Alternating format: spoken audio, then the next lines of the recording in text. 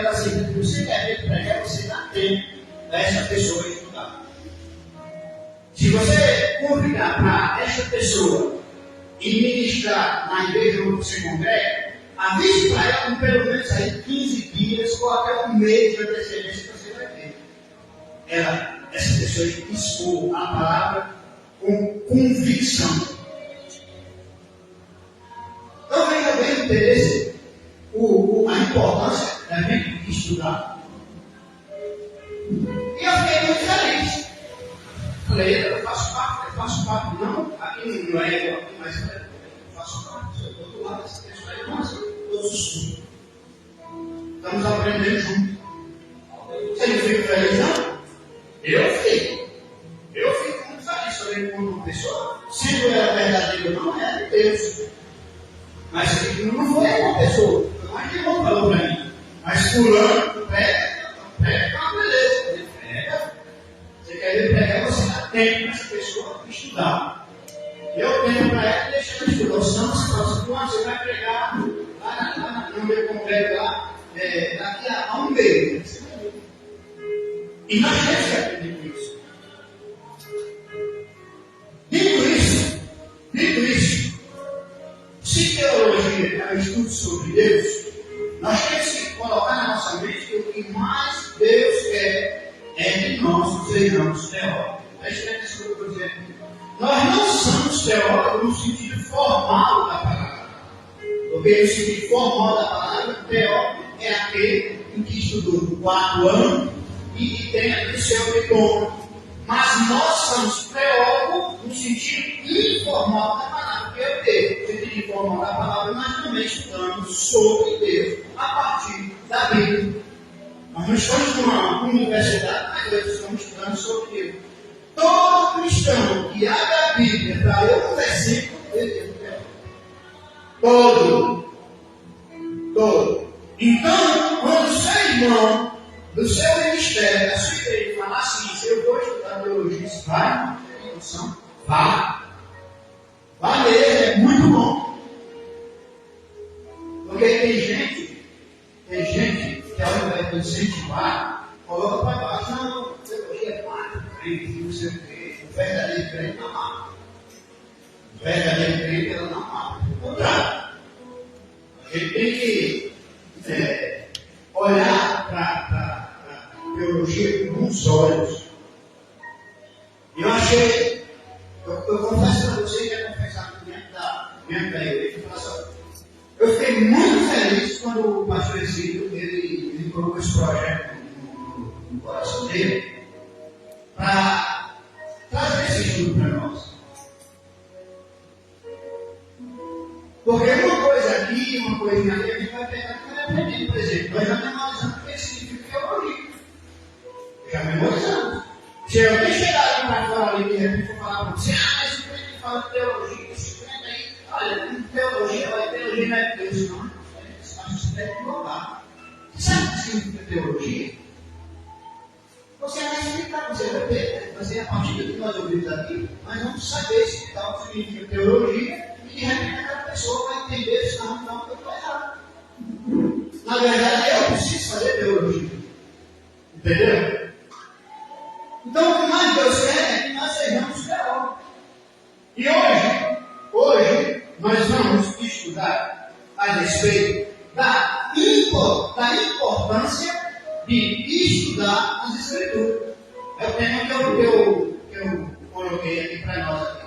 Nós vamos passar em alguns versículos que nós lemos e, quando eu digo nós todos, não estou direcionando uma pessoa, que muitas vezes nós lemos, mas por causa da nossa imaturidade, nós entendemos uma coisa, mas o versículo está dizendo outra. Eu já dei um exemplo aqui, daquele versículo que diz que, por exemplo, de repente está na igreja, tem só eu e o pastor, de repente o pastor fala assim, pastor, ontem 2 ou 3 reunidos, o Senhor está no meio. E você aprende esse versículo para isso. Mas por que, irmão? Porque Deus é onisciente. Tem 1, tem 2, tem 3, não tem nenhum. Deus está presente. Por que ele não se aplica? Porque quando a gente lê aí o texto aqui, nós vamos ver que ali está sendo ali uma reunião e no final precisa fazer uma decisão, uma reunião da igreja que no final precisa tomar uma decisão. Aí é nesse contexto em que Deus, Jesus fala, aonde tiver 2 ou 3 reunidos em meu nome, ali eu estou presente. Não é assim que o temor com as pessoas. Não. Deus ele é muito presente, ele está em todo lugar ao mesmo tempo. Ao mesmo tempo que ele está aqui, ele está na minha casa, ele está lá fora, ele está em todo lugar. Então a gente tem que partir desses princípios, quando a gente for aplicar estas passagens, para que a gente,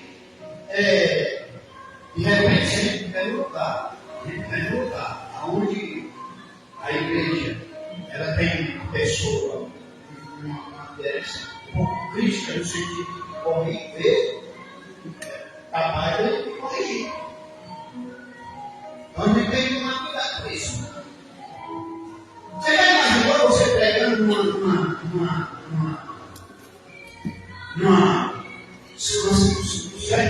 certo lugar, onde tem um teórico aí, como esses teóricos, agora, claro, se não é for humilde, ele não vai fazer isso. Pode até fazer, deixa eu canto, não tem. A gente tem que tomar cuidado com isso. Agora, uma vez que eu falando que tem 2 ou 3 reunidos, eu estarei, eu estou distorcendo a palavra, não, porque Deus está presente. Mas no contexto, a gente tem que tomar cuidado no que o capítulo como um todo está dizendo. É a mesma coisa quando se diz, Deus veio para matar, o inimigo veio para matar, roubar e destruir. Eu vim para minha vida. Está lá em João, né? Uma vez eu estava conversando aqui, e aí as pessoas até aquilo ali, ele veio para matar, roubar e destruir.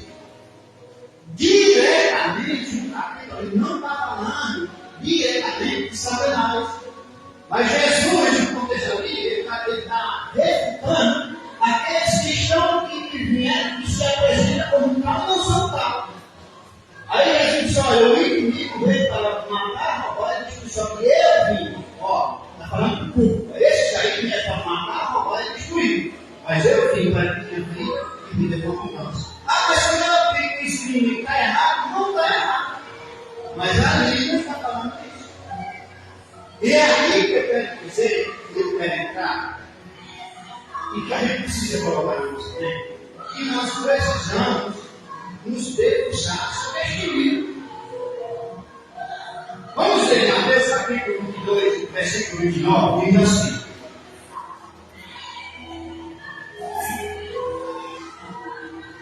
Mateus 22, 29, está escrito assim. Jesus, porém, respondendo, disse: errais, não conhecendo as Escrituras, nem o poder de Deus. Errais, não conhecendo as Escrituras, e nem o poder de Deus.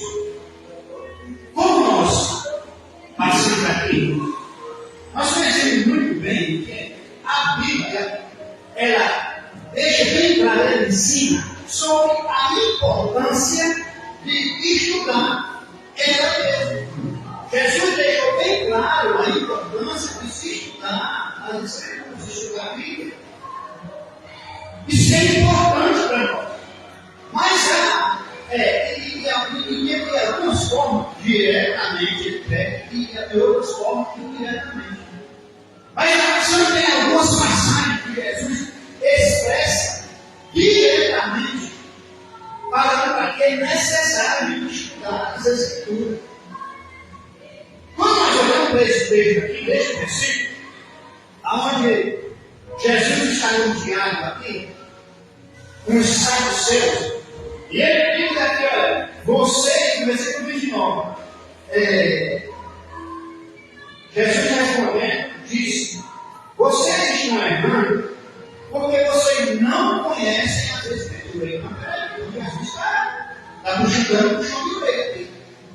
Quando ele diz, neste versículo, perceba que Jesus ele está falando com os saduceus, e ele está tratando aqui, esse a gente se analisar. Quando nós olhamos o capítulo todo, o contexto do capítulo todo, o que é contexto, é o que vem antes e o que vem depois.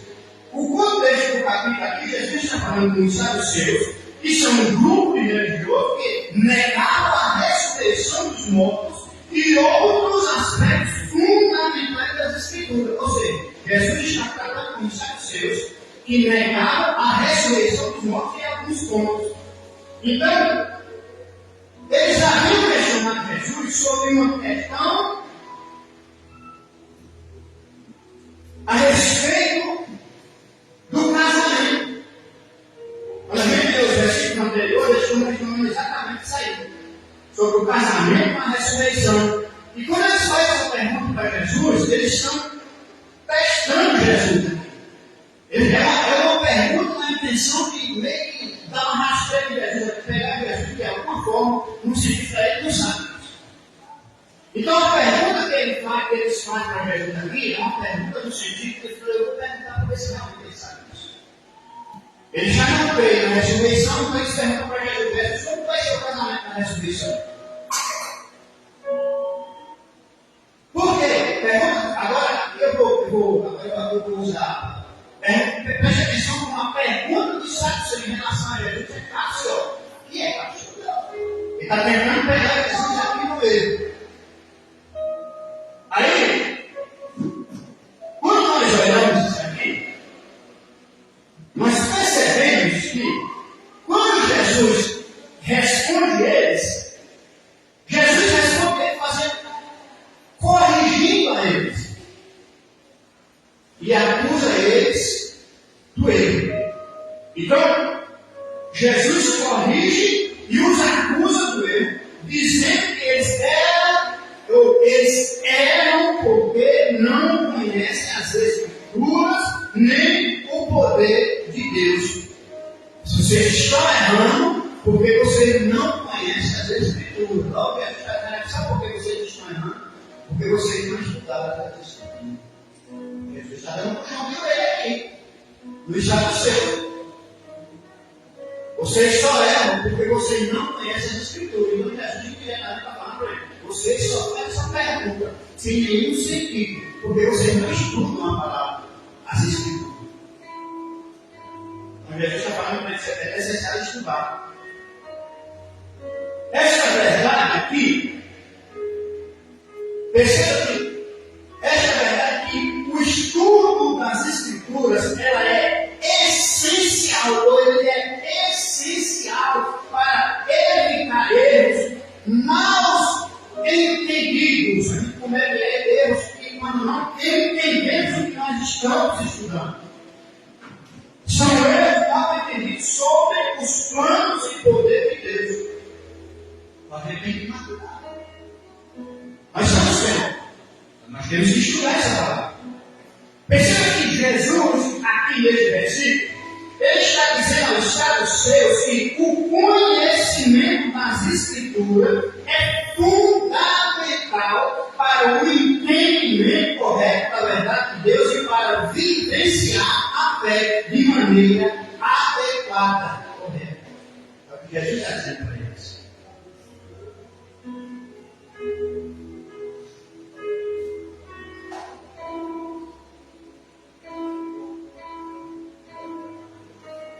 Então, nesse contexto do capítulo aqui,